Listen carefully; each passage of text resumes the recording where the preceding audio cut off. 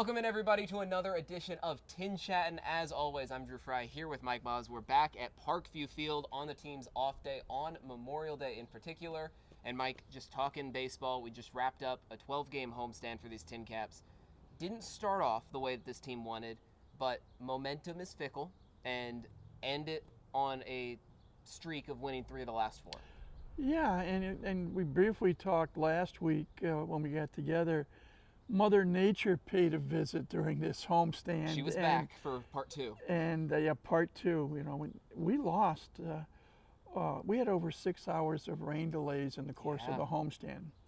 And in fact, you said it came back for a return visit. We actually had the scheduled game on Wednesday night postponed. They had to play a doubleheader on Friday, which worked to the TinCaps' advantage. We'll get to that in a moment. But again, the team lost 5 out of 6 to West Michigan. Right. And again, they've got the best record in the league at 30-15 it's a good West Michigan team. Everyone starts play this week.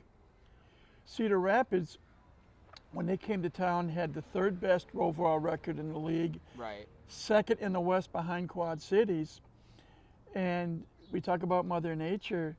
The opening game of the series last Tuesday shortened by rain to just 5 innings, and we played 3.5 of those 5 innings in the rain, and the TinCaps lost that game 5-1. Right. We mentioned Wednesday never got to play at all. Thursday night, Cedar Rapids again won. I believe it was somewhere around 5-1, 6-1, whatever. But right, that range of games. Yeah. The TinCaps just couldn't get anything going offensively. Offense was struggling. Yes. And but then things changed.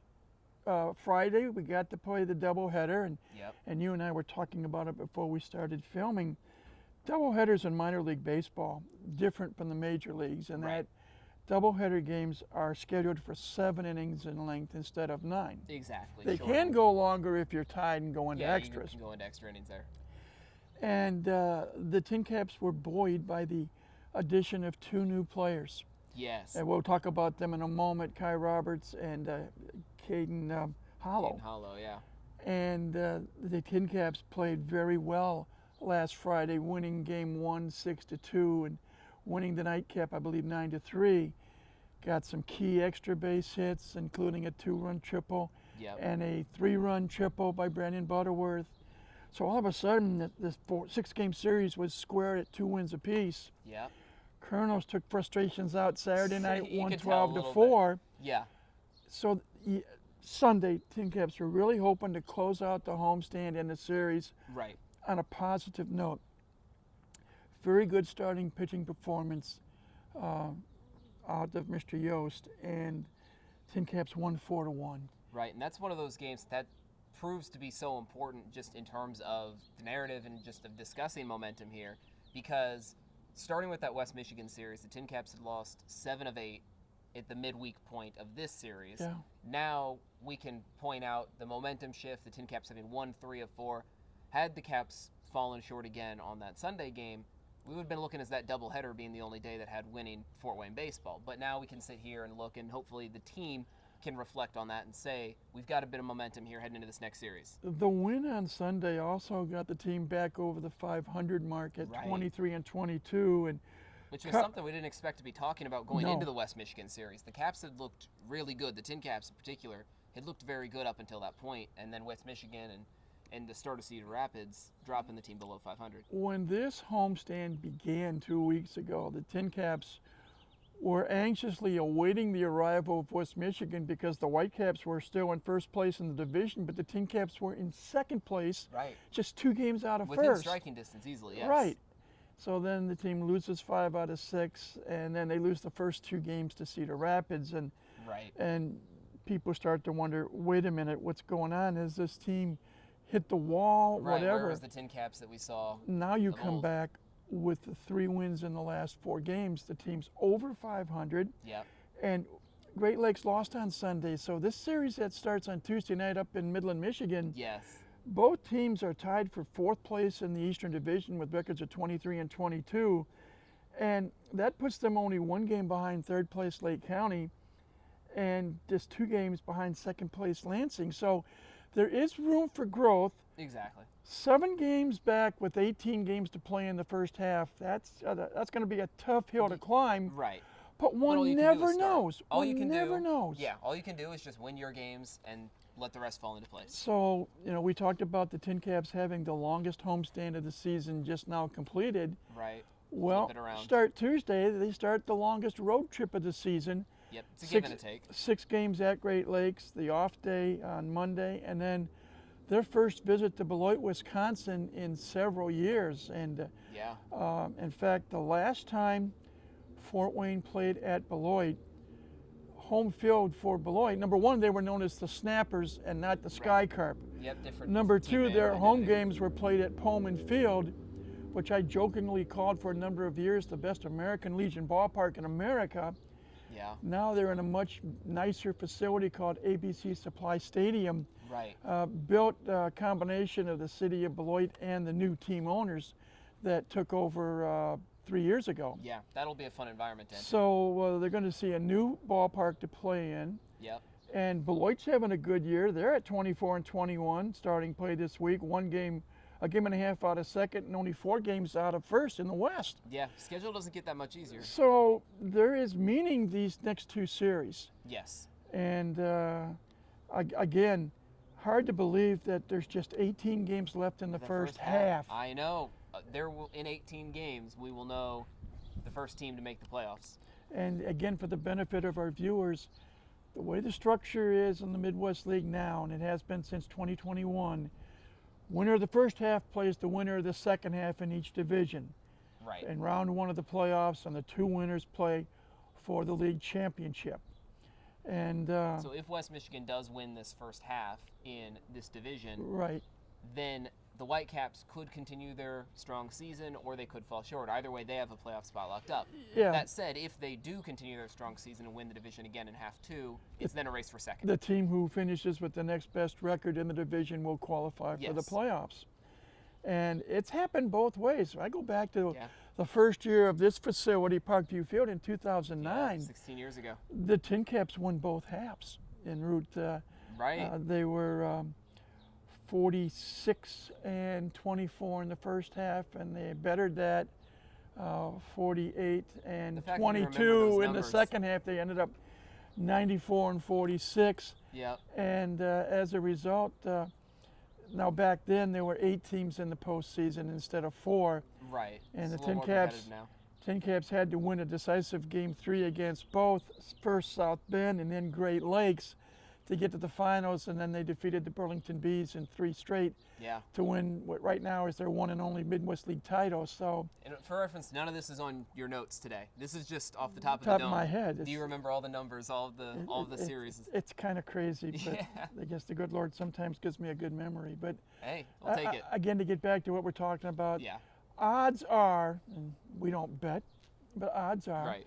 that the TinCaps will fall short in their quest for a first half division title. But in 2.5 weeks, the second half ironically will begin. Right. And the Clean slate. TinCaps ironically will be in Dayton, Ohio for a 6-game series. Games 1, 2, and 3 on a Tuesday, Wednesday, Thursday Yeah. complete the first half.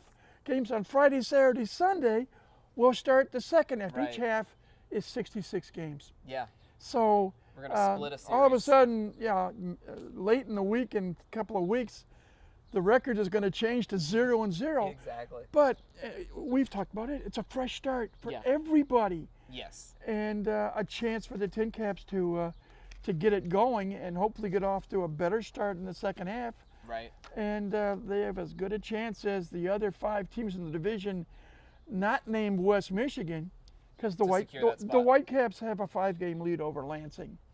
Yeah. It's going to be hard to blow a 5-game lead with 18 games left.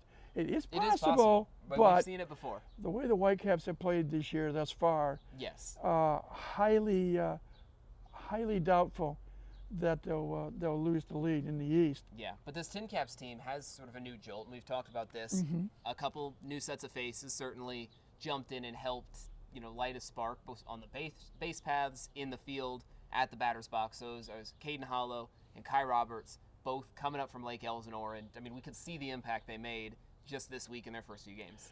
And just for clarification, the players that they replaced, Yeah. Jake Snyder sent back to the An spring training instructional- site. Yeah. And Nerwillian Cedeno got his well-deserved promotion to Double-A San Antonio. Yes. It's nice And to see in him his get that. first game with the Missions, lo and behold, he gets a game-winning walk-off base hit to help San Antonio win a ball game. So happy He's for had that clutch gene before. happy for Cedeno getting promoted, and that's what playing here in Fort Wayne is all about. Obtain experience playing professional baseball. Yep. You play well enough, you earn a promotion to the next level. And Nerwillian Cedeno now playing at the Double-A level. Yeah. Only Just two two levels removed. away from San Diego. Same wavelength there. Yeah. So again, two players go, two players come. Yeah. And we can talk about Kai Roberts and Caden Hollow. Yeah, his first about half a dozen plate appearances, they couldn't retire him. He singles, a lot of walks, he's swiping bags. I mean, just from the get-go, from the jump. I mean, that batting average said 1,000 for a lot longer than most players can say. Yeah, in fact, 1,000 for his first 6 at-bats as a TinCap. But two new players, and they both have speed. Yes. Roberts is an outfielder. Hollow can play both in the outfield, and on Sunday he played at first base, so he can go either way. Both left-handed batters. Yes. And left-handed hitters in the Midwest League is more of a blessing, so to speak. Yeah, well, it puts much more of a strain on the opposing infield in particular Right. because it's less distance that the runner has to cover, or the batter, to get to first base. And at this level of play, smooth infielding is something that is often still being developed and still being taught. And they both have speed. And we were talking again earlier, you take Roberts and Hollow and pair them with Leo DeVries and Brandon Butterworth, and hopefully Butterworth was injured on healthy. Sunday, and Correct. hopefully he'll be okay for the road trip. You put those four when they're all healthy in the lineup at the same time, and if they, for some strange reason, back to back, as was exampled in game 2 of the doubleheader on Friday night, bases loaded, and you get on 2 different occasions. Hollow had a 2-run triple. Butterworth had a bases clearing triple. That brought in 5 runs and excited the crowd here at Parkview Field. When you get a ball hit either in the gap or in one case off the wall and right and kicks towards center field. Yep, you put one down the line And even. you watch the base runners going around like it's a relay race in track and field. Yeah. Bang, bang, bang, bang, bang.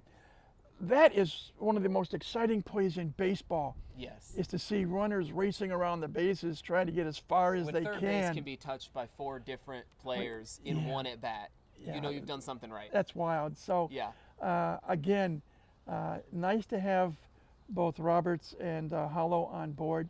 Yep. And that frees up Lucas Ray and this coaching staff to have so many different opportunities from a managerial standpoint, whether it's the hit and run, whether it's just a straight steal, a delayed steal.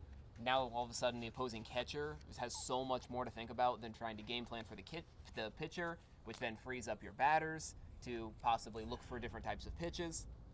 One other person I'd like to mention in our chat today, right-hander Eric Yost, who was the starter and winning pitcher on Sunday. He's been the Sunday starting pitcher all season long, and his battery mate for each Sunday game has been Addison Kopak. Right. They really gel well together. Yeah. And Yost on Sunday went, I believe it was 6 2/3 innings.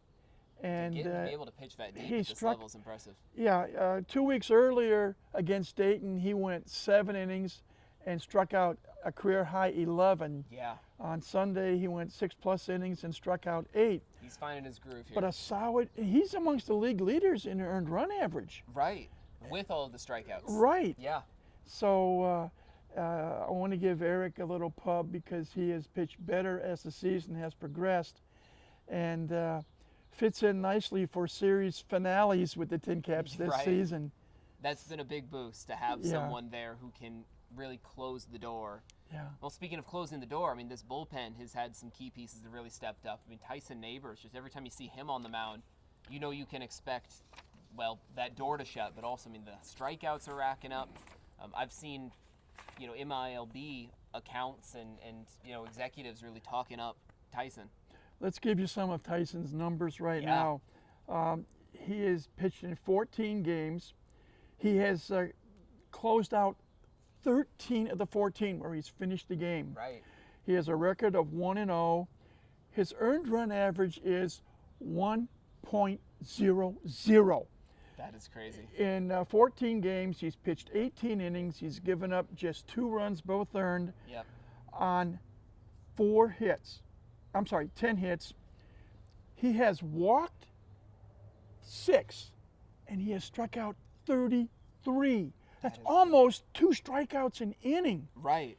And opposing hitters are hitting just 167 against him, and he's got 3 saves in 3 save opportunities. So, if you want to talk about what I call a door closer, Yeah. or a deal sealer, Neighbors is definitely one to talk about. Yeah, you're But- 5 times more likely, more than Yeah. 5 times more likely to strike out against him than for him to give you a free pass. Another pitcher, since we're mentioning players this week, Yeah. Garrett Hawkins, and again, he's on the road to recovery. He was a is. starter when he was here Coming in back from TJ. 2023. Yeah. And he's also pitched in 14 games. His record is 4-1. His ERA is 3.05. And in just under 21 innings, he has walked, he has walked 8, and he has struck out 33. Opponents hitting just 149 against him. Yeah. So you've got 2 right-handers, and by the way, Hawkins is 6'5", That's intimidating. much taller than Neighbors, who I believe is 6'1". Yeah. But you still have 2 hard throwing, and especially in Neighbors, hard throwing right-handers. Yeah. And those 2. Fernando Sanchez came in the game Sunday, Right. and He's provided some strong he innings. has provided a spark too. His Yeah. his earned run average in over 16 innings of work is 1.65. So there are some key members of the bullpen. We're just mentioning 3 this week, Right. but when you have capable arms in the bullpen and you can get some dependable starting pitching, Yep. now, we've always talked about pitching plus hitting plus defense equals success. Yeah. And you can get away with 2 of the 3 on some occasions, but when you can get it all together, this you're a team championship potential can team. really Yeah. be exciting. And that's why we always encourage you, Yep. if at all possible, to come out here to the Taj Mahal of minor league baseball Yeah. and see this team play in person. I mean, especially just being here today. I mean, the sun is Oh, this is shining. gorgeous, yeah. It's beautiful weather, and we got the ballpark pretty much to ourselves at this point. Next 2 weeks, ballpark's going to be a little bit more idle. But then once they're back in town, that's when you're really going to see, especially the summer will be here. Like, this Yeah. will be true summer. At that point, hopefully, not as many rain delays. We'll have sunshine. We don't have to deal with the cold as much. That's where the fans get into it. And we talk about this first half coming to an end in 2.5 weeks. Yeah. TinCaps will be on the road this week and next week, and then all of a sudden, starting on June 10th, it's the final homestand of the first half. Right. 6 games against South Bend, Yeah. and that'll be exciting times as well. So, again, business to attend to for the next couple of weeks Yes. on the road. A chance for the TinCaps to improve, keep their mojo on a positive note, and basically prep work for half number 2, Yep. which will start, I believe, the 3rd week, full week of June. Right, yeah, against that Dayton group. But now looking ahead, as we say, take care of business. We've got Great Lakes here. It's the Padres High A affiliate versus the Dodgers High A affiliate. Safe to say I'm familiar with a lot of the prospects on both sides of these teams now in both of these clubhouses. But both teams really come in with a lot of prospect star power, it feels like. I mean, the Dodgers affiliation, the Great Lakes Loons are going to have Josue DePaula and Zahir Hope leading the way. Kendall George just rounds out a very strong outfield for them. There's going to be a lot of speed, a lot of power potential, but you counter that with the TinCaps, and you've got Leo DeVries here. You've gotten some, now we can talk about Kai Roberts, and we can talk about Hollow. We've talked about just Rosemont Verdugo, who's a threat to send one into the nearest river. Doesn't matter how far from a river you are. He can put it in that river at any swing of the bat. And when you take a gander behind us and you see Parkview Field, Dow Diamond opened up in 2007 up in Midland. The same people who developed Dow Diamond developed Parkview Field also Day Ballpark in Dayton. Yeah, a lot of them around the region. And about 2 or 3 other teams in the league. So if you happen to watch it on MILB TV, you will see a lot of similarities. One quick example, we see, if you look through the camera, through us back toward left field, and you see the Toyota field box seats. Yes. TinCaps stole that idea from Great Lakes. You'll see some Yep. box seats at Dow Very Diamond. similar idea. You'll see some lawn berms like we have here in left center and right center field. Yep. One thing Dow Diamond has that we don't is they have fire urns spread out. Yeah. But you'll see a lot of similarities. This is a bigger ballpark. Seating capacity here is over 8,000. Right. Not as big in Midland, but you can still get between 5,000 and 6,000 when you pack the house. Yeah. So. And if the weather stays nice, we can see some packed houses up Yeah, there. you could, and they draw well. Yeah. And you mentioned the Dodgers and the Padres. They are fighting with San Francisco for first place in the National League West. Yes. And with a lot of these guys on those rosters that have played either right here in Parkview Field for the TinCaps or for Great Lakes as well. I mean, Dodgers just called up Dalton Rushing. I remember watching him here in Parkview Field as a member of Great Lakes. Obviously, we can talk about Jackson Merrill for weeks on end. Yep. He's been contributing for the Padres. The biggest name of all has got to be Tatis if we want to go back even further. But these are the guys that we can see. We saw them here just in these past few years that are now fighting for MLB division titles. Correct. And I'm going to go back into the archives to the initial year of 2007. On that pitching staff in 2007 at Great Lakes was a left-hander by the name of Clayton Kershaw. And I know him well. One of my favorite times, the Midwest League All-Star Game was at Kane County that year in 2007. And the long and short of it, after the game, I got to ride in a golf cart, if you will, from the ballpark back to where all the teams were staying in the hotel in Midland. And who was sitting next to me? One Clayton Kershaw. My one time to talk with them for a few minutes. And did you know at that point you were talking to a future Hall of Famer? Not a future Hall of Famer, but he was expected to do some great things, and especially at a young age. And he didn't stay with Great Lakes much longer after the All-Star Game, moved up in the Dodgers system, and as they say, the rest is history. Yep. And I'm really hoping, he's battled injuries the last 3 or 4 years. He still has an array of pitches he can throw. Yes. And personally, even when they play the Padres, I wish the best for Kershaw because, as you say, he's going to end up in Cooperstown when his playing days are over, and well deserved. But I can always say, I knew him back then in 2007. He's in the golf cart. When he was in the golf cart in suburban Chicago at the Midwest League All-Star Game. Yeah. Oh my gosh, what a memory to have. And some of these players, maybe we'll be saying something similar years from now. That's exciting. So now we want to take that into looking into this series of these star players. We're going to focus specifically on the TinCaps. But for our question of the week, our prediction, who on the TinCaps is going to be team MVP? We're keeping it pretty simple here. Ooh, there's a lot of different routes that you can take. You can look at pitchers like Neighbors or Yost. You could look at hitters who are going to be playing pretty much every day, like a DeVries, like a Verdugo, like Kai Roberts even. Wow. I'll let you go first here, but I've got some options. That is a loaded question. It is.